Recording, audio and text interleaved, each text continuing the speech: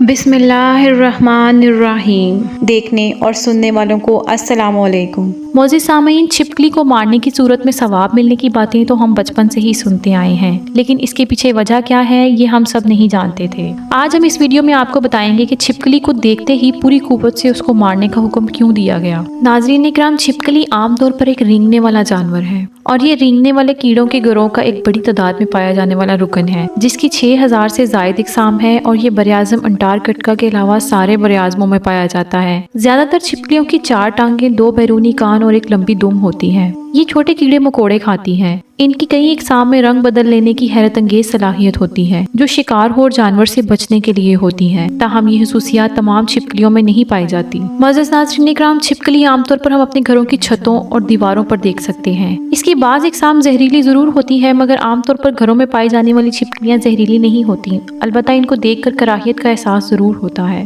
عام طور پر تمام مسلمان گھرانوں کا یہ ماننا ہے کہ چھپکلی کو مارنا انتہائی ثواب کا کام ہے، اور اگر ان کو نہ بھی مارا جائے تو ان کو گھر سے ضرور نکال دینا چاہیے۔ اس کی موجودگی منحوسیت کا سبب قرار دی جاتی ہے، مگر اس بات سے بہت کم لوگ واقف ہیں کہ اس کو مارنے کا حکم مسلمانوں کو شرعی طور پر دیا گیا ہے۔ چھپکلی ایک موذی جانور ہے جسے نقصان کا اندیشہ ہوتا ہے۔ کبھی کبھار وہ کھانے میں اپنا لعاب یعنی تھوک ڈال دیتی ہے یا کھانا جھوٹا کر دیتی ہے، جو کھانے میں زہریلے اثرات پیدا کرتا ہے، جس سے انسانی موت بھی ہو سکتی ہے۔ کیونکہ اس سے نقصان کا اندیشہ ہے تو اس کو اسلام میں مارنے کا حکم دیا گیا ہے، تاکہ انسانی جان کو اس کی ایذا سے بچایا جا سکے۔ شریعت اسلامیہ کا اصول ہے کہ جس مخلوق سے انسان کو نقصان پہنچے اس کو زائل کر دینا چاہیے، یعنی اس کو ہلاک کرنا جائز ہے۔ چنانچہ اسی حکمت کے پیش نظر رسول اللہ صلی اللہ علیہ وآلہ وسلم نے فرمایا، جو چھپکلی کو پہلی چوٹ میں مار دے اس کے لیے اتنی اتنی نیکیاں ہیں، اور جو اسے دوسری چوٹ میں مار دے اس کے لیے پہلے شخص سے کم اتنی اتنی نیکیاں ہیں، اور اگر تیسری چوٹ میں مار دے تو اس کے لیے دوسرے سے کم اتنی اتنی نیکیاں ہیں۔ ایک اور روایت میں ہے کہ جو شخص کسی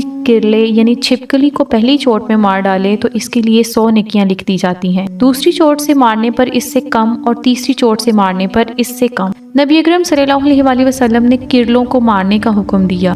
شریک رضی اللہ تعالی عنہ بیان فرماتی ہیں، اللہ کے رسول صلی اللہ علیہ وآلہ وسلم نے چھپکلیوں کو مارنے کا حکم دیا، اور آپ نے فرمایا کہ یہ ابراہیم علیہ السلام کی آگ پر پھونکے مارتی تھی، یعنی احادیث میں کرلے کو پوری قوت سے ایک ہی چوٹ میں مارنے کی فضیلت بھی بیان ہوئی ہے۔ معزز سامعین، احادیث مبارکہ میں خود رسول اللہ صلی اللہ علیہ وآلہ وسلم نے چھپکلی کو مارنے کا حکم فرمایا ہے اور اس پر ثواب ملنے کا بھی بتایا ہے، لہٰذا ہمارے لیے تو اتنی ہی بات کافی ہونی چاہیے۔ البتہ مختلف روایات پر غور کرنے سے اس کو مارنے پر ثواب ملنے کی مختلف وجوہات سمجھ میں آتی ہیں، جس میں یہ کہ جب نمرود نے حضرت ابراہیم علیہ السلام کے لیے آگ جلائی اور ان کو آگ میں ڈالا تو چھپکلی نے حضرت ابراہیم علیہ السلام کے لیے جلائی ہوئی آگ پر بھڑکانے کی نیت سے پھونک ماری تھی، لہٰذا نبی کی عداوت کی وجہ سے اس کو مارنے کا حکم ہے۔ ایک اور روایت میں آتا ہے کہ چھپکلی شیطان ہے۔ ناظرین اکرام، محدثین نے لکھا ہے کہ شیطان کو مارنے پر ثواب ملنے کی وجوہات ہیں، جس میں سے ایک بڑی وجہ یہ ہے کہ یہ ایک موذی جانور ہے۔ معزز سامعین، ہم امید کرتے ہیں کہ ہماری آج کی آپ کو چھوٹی سی معلومات کافی معلوماتی لگی ہوگی۔ آخر میں اللہ تعالیٰ سے دعا ہے کہ اللہ تعالیٰ ہمیں دین پر غور کرنے کی اور اس کی سمجھ بوجھ رکھنے کی توفیق عطا فرمائے، آمین ثم آمین۔ مجھے اجازت دیجیے، آئندہ ایک نئی ویڈیو کے ساتھ آپ کی خدمت میں حاضر ہوں گی۔ اللہ پاک آپ کا حافظ و نگہبان۔